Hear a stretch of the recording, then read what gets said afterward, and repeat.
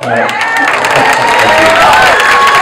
has been working on the Hudson River for over 40 years, and we've been fighting to protect the river from the damages caused by Indina Point since 1966, when Indina Point went online and actually was licensed in the late 60s and went online and started damaging the ecosystem and killing billions of fish and damaging our Hudson River fisheries, starting in the 70s and continuing to this day. I'm going to take a slightly different tack with my comments, and I have a question for you all at the end of them. I'm actually going to read a couple of excerpts from the inspection reports that the NRC did as part of their post-Fukushima review, which was done over, I think, the month of April, and the reports came out on May 13th. And I want to just mention the fact that the reports, apparently the NRC looked at a representative sample of safety systems. They did not look at all the safety systems at the plant. I'm not going to go through these in detail, but I'm just going to pick out 4 facts that I'd like to focus on and I think the public should be aware of.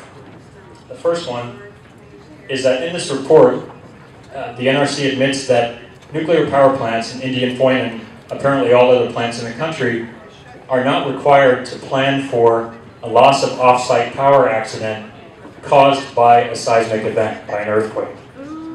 Think about this for just a minute. Indina Point does not have to make plans to respond to what the NRC calls a station blackout if it's caused by an earthquake. Well, folks, this is exactly what happened in Japan.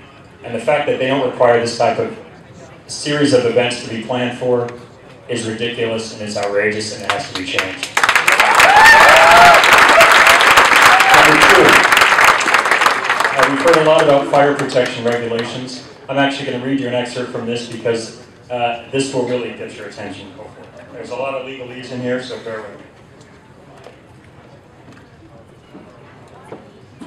The licensee identified a number of potential vulnerabilities regarding firefighting following a safe shutdown earthquake. Now keep in mind, a safe shutdown earthquake is a much lower level earthquake than a 6.1 that Entergy says they think they can withstand, and much lower than a 7.0, which is what peer-reviewed Columbia University seismic study found is likely to happen at Indina Point in the future, up to a 7.0.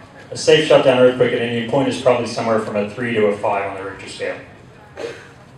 The potential vulnerabilities stem from the fact that the fire protection system in non-safety related buildings, buried underground fire headers, fire pumps, and the city water supply are not seismically designed. That means they're not built to seismic standards.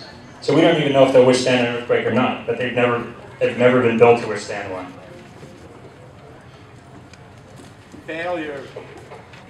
Failure. In addition, at Indina Point 3, carbon dioxide tanks used for fire mitigation are not seismically qualified.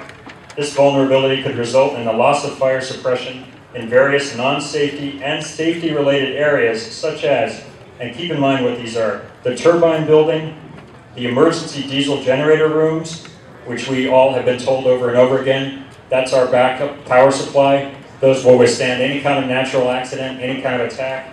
Well, apparently they don't have good firefighting equipment to prevent a fire in those rooms.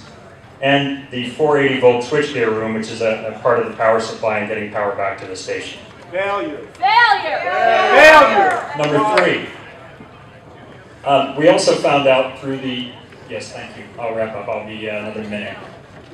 We also found out through recent news material and through these inspection reports that apparently the spent fuel pool buildings at Indina Point, which you've all heard about, they're packed full of spent fuel. It's highly radioactive. There's no space to put it.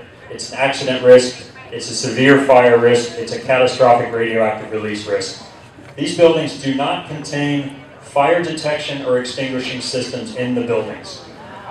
And when the NRC was asked why these buildings don't have fixed systems, they said there are no combustible materials in these buildings.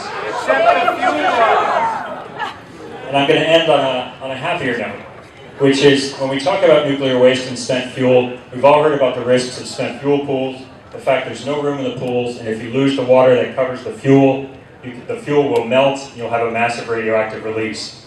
There's a simple solution to this problem. You move spent fuel out of the spent fuel pools, and you put it into dry cask storage.